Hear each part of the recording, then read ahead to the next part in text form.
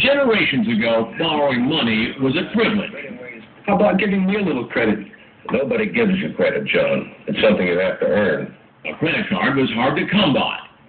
First, you have to develop your character. And anyone fortunate enough to have one was expected to pay the money back. You have to have capacity to pay your bills. But all that's history now.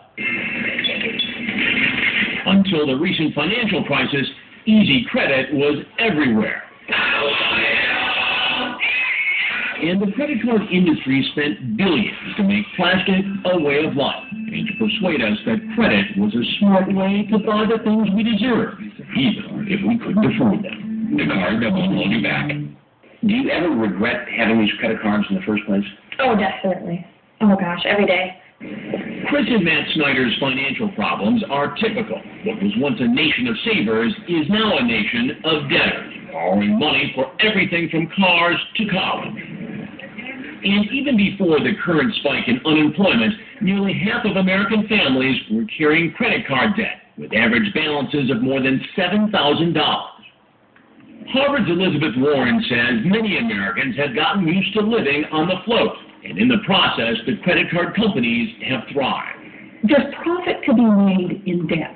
Not profit for the family, but profit for the people who hawk it. And Warren says this was no accident.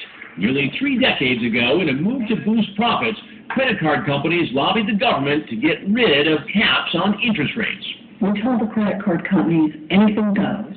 Then they made billions by lending to just about anyone, profiting from charges described in the fine print of those credit card contracts that even Warren, a Harvard law professor, can barely understand. Credit card contracts have grown from about a page and a half in 1980 to more than 30 pages in the early 2000s.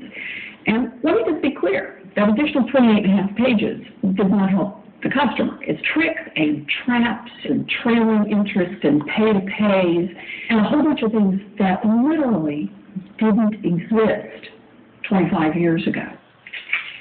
The Snyders were carrying a big load of credit card debt even before Matt lost his job. Now they can barely make the minimum payments and are falling behind at warp speed.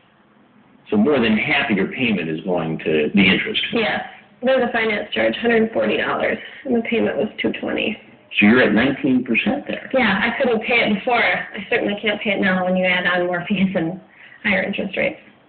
But Warren says that's exactly how credit card companies have been making a big chunk of their profits. They're not looking for customers who can pay off credit cards.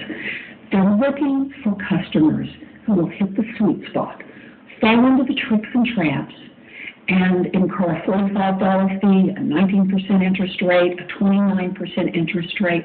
After that is just profit, profit, profit, profit, profit.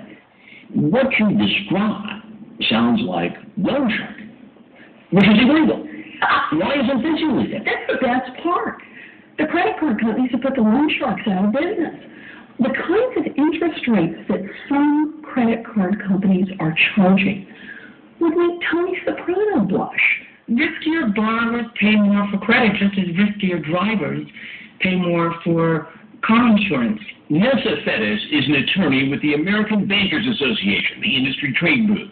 GE Money, a unit of NBC's parent company that's in the credit card business, is a member. Why has the industry fought so hard against any kind of regulation when it comes to interest rates? Well, history has shown that if you cap interest rates, people pay more for credit, and fewer people have access to credit.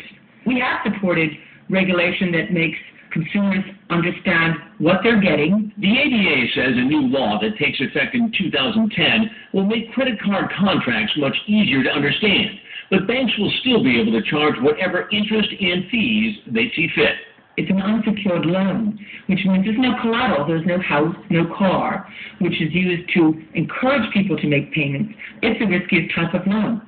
While credit card lending has returned steady profits for decades, the industry is bracing for unprecedented losses this year. Defaults are on the rise. So how soon before you're not able to pay it at all? My husband doesn't go back to work in the next couple of months. And this will be the first thing we stop paying.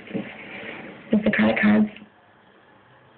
And if they do stop paying, Well, the massive credit business has spawned another multi-billion-dollar shadow industry ready to take over: debt collection.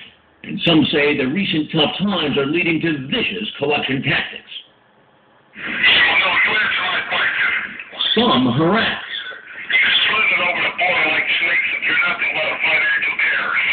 Others threaten. This is an industry that makes its money by being out of control. Pay it or your life becomes a living hell. Coming up, what are your rights? And who is behind this dark side of the debt industry? What gives you the right to threaten me?